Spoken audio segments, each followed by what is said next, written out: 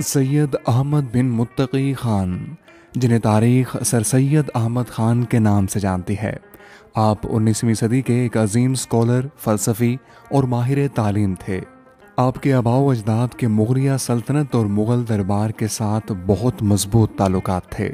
इसी वजह से ये आपकी खुशकिस्मती थी कि उस मुश्किल दौर में भी आपको बचपन में भरपूर घरेलू तालीम माहौल मैसर आया और कुरान पाक की तालीम के साथ साथ अदब, फ़न और साइंसी तालीम के हसूल में मुग़ल दरबार आपकी इब्तदाई दरसगाह बने। 17 अक्टूबर 1817 को दिल्ली में पैदा होने वाले सर सैयद अहमद ख़ान ने उस दौर के तकाज़ों के मुताबिक इब्तदा में अरबी और फ़ारसी की तालीम हासिल की, लेकिन मुग़ल दरबार की तालीम गाहों से मुंसलिक होने के बायस हिसाब, तिब और तारीख़ में आपने बेहतरीन महारत हासिल की। छोटी उम्र से ही वो बज़ाते खुद एक अजीम इंसाइक्लोपीडिया की हैसियत अख्तियार कर गए थे और मुग़ल दरबार में आपकी जहानत और तारीख़ से आगाही के चर्चे होते रहते थे। 1857 की जंग आज़ादी के बाद उन्होंने मुसलमानों पर तंग होती हुई ज़िंदगी को देखकर असबाबे बगावत हिंद के नाम से रिसाला शाया करवाया, जिससे अंग्रेज़ हुकूमत के ज़हनों में पैवस्त मुसलमानों की तरफ से बगावत आम जैसे इल्ज़ामात की हकीकत आया हो गई। इस रिसाले का एक फ़ायदा जहां मुसलमानों को हुआ कि इन पर लटकती तलवारें नियाम में वापस चली गईं, तो दूसरी तरफ सल्तनत बरतानिया ने भी ईस्ट इंडिया कंपनी से तमाम तर अख्तियारात वापस लेकर हिंदुस्तान का कंट्रोल बराह रास्त संभाल लिया और कंपनी की इजारादारी को ख़त्म कर दिया। सर सैयद अहमद ख़ान मुसलमान मदारिस और तालीम गाहों में राइज अकायद को खुद मुसलमानों के मुस्तकबिल के लिए ख़तरा समझते थे।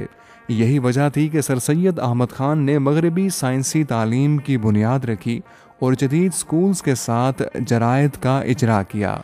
1959 में मुरादाबाद के गुलशन स्कूल, 1863 में गाज़ीपुर में विक्टोरिया स्कूल और 1864 में साइंटिफिक सोसाइटी फॉर मुस्लिम्स के क़याम के ज़रिए उन्होंने हिंदुस्तान के मुसलमानों को एक दुरुस्त और मुस्बत सिमत मुहैया की, जिसने आगे चलकर मुसलमानों को जदीद तालीम से हम आहंग होने से माशरे में बेहतर किरदार अदा करने के काबिल बनाया। 1875 में मोहम्मदन एंग्लो ओरिएंटल कॉलेज कायम किया। ये जनूबी एशिया की पहली मुस्लिम यूनिवर्सिटी का दर्जा भी रखता है। ये सर सैयद की इल्म दोस्ती और मुसलमानों के मसाइल के हल की गहरी सोच ही थी कि उन्होंने इस दौर की उलमा की शदीद मुखालफत के बावजूद भी अपनी कोशिशों को कम ना होने दिया। आपने इस्लाम को साइंस और जिद्दत के साथ हम आहंग करने के लिए अक़लियत पसंद रिवायत की वकालत की। जहाँ एक तरफ उन्हें खुद मुसलमान उलमा की नापसंदीदगी का सामना था, तो दूसरी तरफ गैर मुस्लिम अक़वाम की तरफ से मुसलमानों से नफ़रत का ख़ात्मा और एक एतदाल पसंद मिजाज पेश करने का जज्बा था, जिसने मुसलमानों के ख़िलाफ़ भड़कते जज्बात को ठंडा करने में मदद दी। 1867 में उर्दू हिंदी तनाज़े ने जन्म लिया।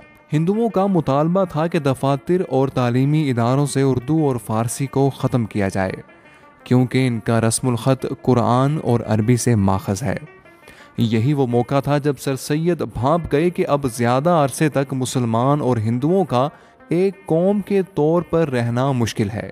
लिहाजा बरसगीर में पहली बार नज़रियात, सकाफ़त और तर्ज ज़िंदगी की बुनियाद पर आपने दो कौमी नज़रिया की इस्तिलाह इस्तेमाल की। यूँ अगर दो कौमी नज़रिए का बानी सर सैयद को कहा जाए तो वो गलत ना होगा। सर सैयद अहमद ख़ान बरसगीर में मुस्लिम निशात सानिया के बहुत बड़े अलमबरदार थे। उन्होंने मुसलमानों में बेदारी इल्म की तहरीक पैदा की।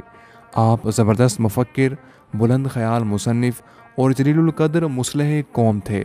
मुसलमानों की इस्लाह और तरक्की का बेड़ा उस वक्त आपने उठाया जब हिंदू और अंग्रेज़ मुसलमानों के खून के प्यासे थे।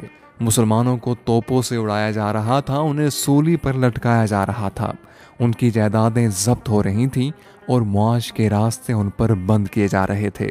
बिलाशुबा अगर उस वक्त सर सैयद ना उठते, मुसलमानों को बेदार ना करते, तो ना सिर्फ ये कि पाकिस्तान का क़याम अमल में ना आता, बल्कि हिंदुस्तान में मुसलमानों की पहचान भी दांव पर लग जाती। गरचे पाकिस्तान के क़याम से बहुत अरसा पहले सर सैयद दुनिया से रुखसत हो गए, लेकिन आपका नाम हमेशा पाकिस्तान से जुड़ा रहेगा।